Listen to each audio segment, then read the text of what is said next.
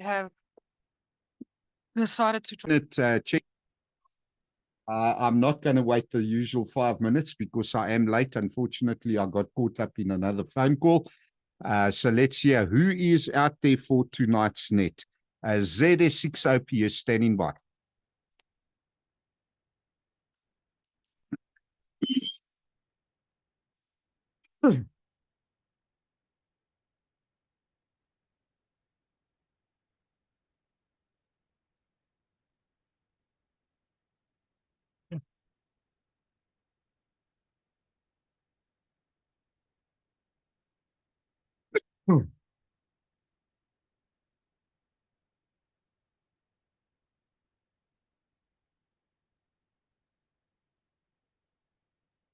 Okay, we'll give it another minute or two, and then we're definitely going to start tonight's weekly net. ZS6OP is standing by.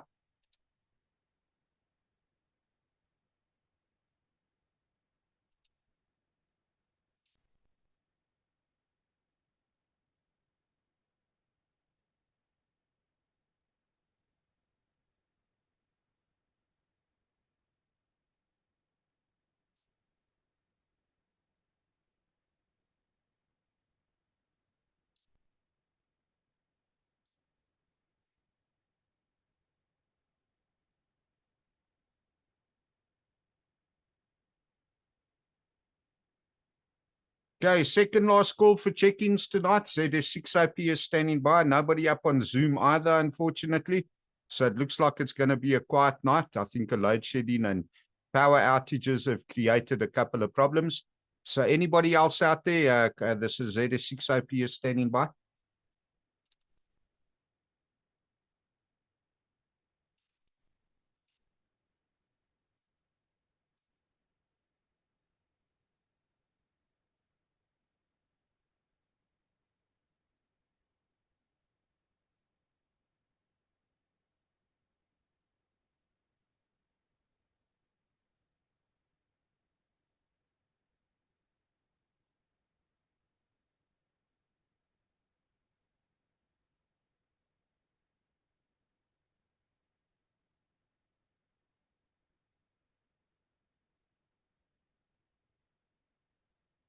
Okay, nothing else heard. I think on that note, what I'm going to do is we're going to get started with this week's net. Specifically seen as I was late. The recording will still be available. So on that note, I'd like to kick off by stating that greetings to one and all and welcome to the week's net. Those wishing to join this net using Zoom may do so, as Zoom is open. And if you do not have the Zoom link, please contact me on WhatsApp 082-859-2684, and I'll send you the link with the greatest of pleasure. Today is Sunday, 13 August 2023, and the time is 19:05. We begin the weekly net with the radio amateur check-ins on the Rudderpoort repeater for 5 minutes before proceeding. And again, my apologies for being late this evening. This net is broadcast every Sunday evening starting at 1900 and is broadcast for the benefit of radio amateurs, disaster relief CERT volunteers, and members of the general public. This net is therefore open to all interested parties. Everyone is welcome to participate using either amateur radio, Zoom, or both. I'd like to remind all radio amateurs who have not checked in that you do not need to be a member of any group or club to check in or to use the repeater or any of the amateur radio bands. All that is required from you is that you have a valid amateur radio license issued by ICASA, which automatically grants you the right to use any of the amateur radio bands at any time. There is no need to ask for or be granted permission from anyone to use the repeaters or amateur radio bands. I'd also like to encourage all the listeners and participants to share the weekly net Zoom link with everyone they know throughout South Africa. Doing so will help us grow the weekly net and will contribute to disseminating information as far and wide as possible.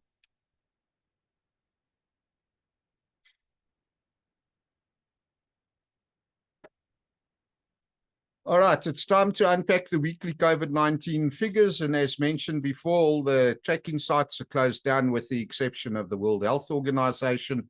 And globally, they are reporting 769,369,823 cases as at 11:43 on 9 August 2023, compared to the 768,983,000.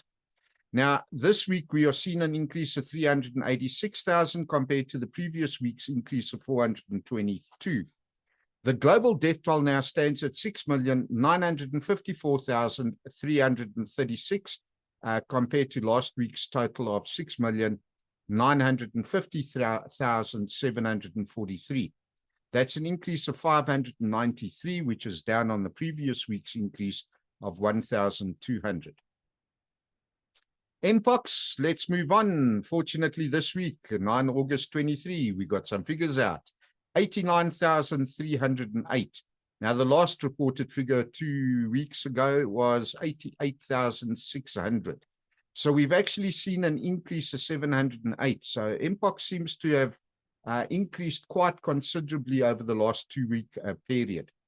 Now, South Africa, again, has not reported any other additional cases at all, and we still stand at 5 in total since August last year, with absolutely no deaths. Now, following the current outbreak of measles, I said I'll include the measles figures, and of course, those are skewed in typical South African style. However, this is what we are looking at the moment, 7 August 2023, with 1,121 cases compared to the 1,118.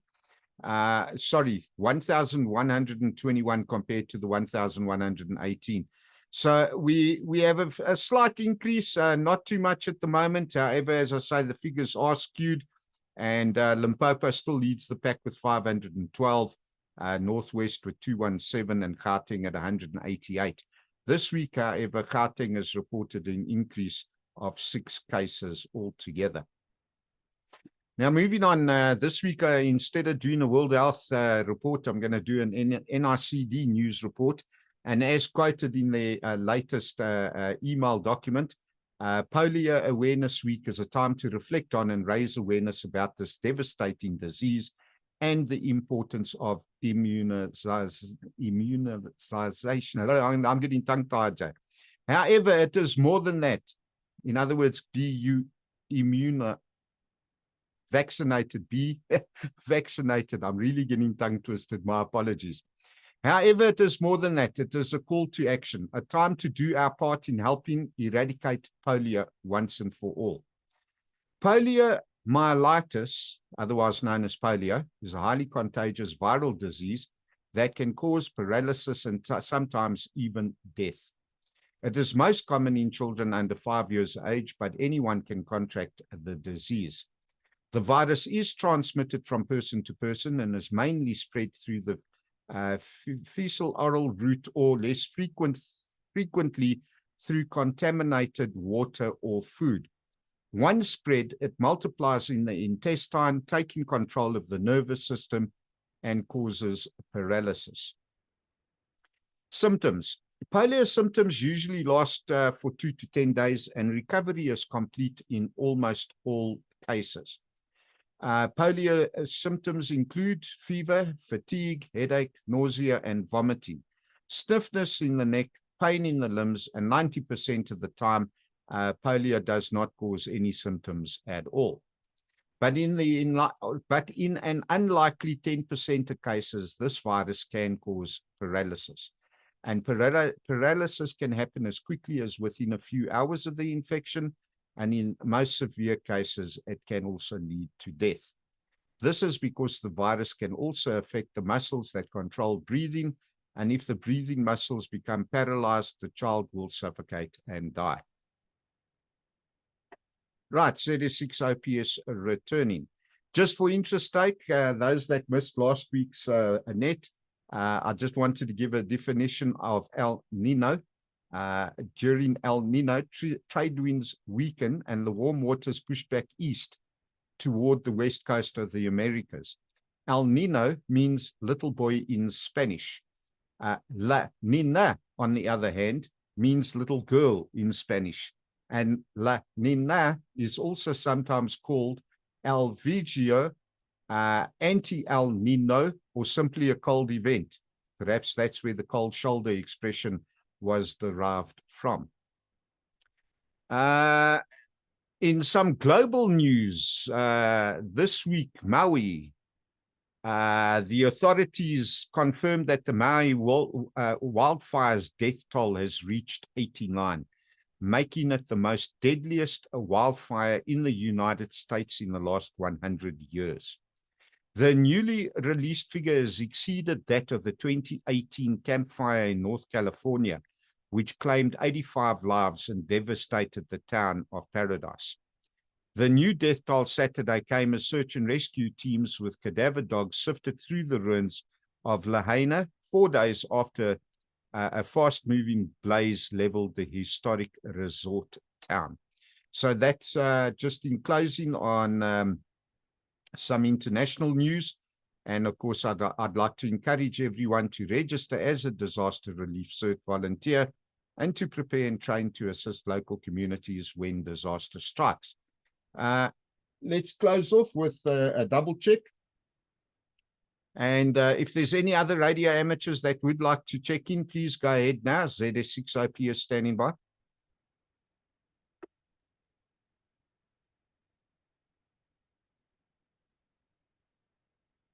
Okay, nothing heard. I'd like to thank all those who have checked in this week, as well as those, well, nobody checked in, funny enough, and nobody connected via Zoom. So either everybody's sleeping or just having internet problems.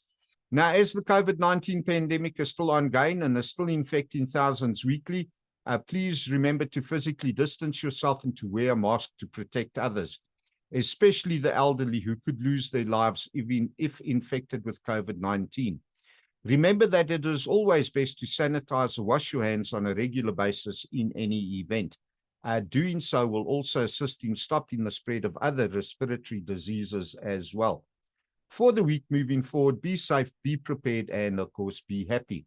This is ZS6OPS now releasing the Rödepoort repeater for general use. I'd like to say good evening. Cheers all.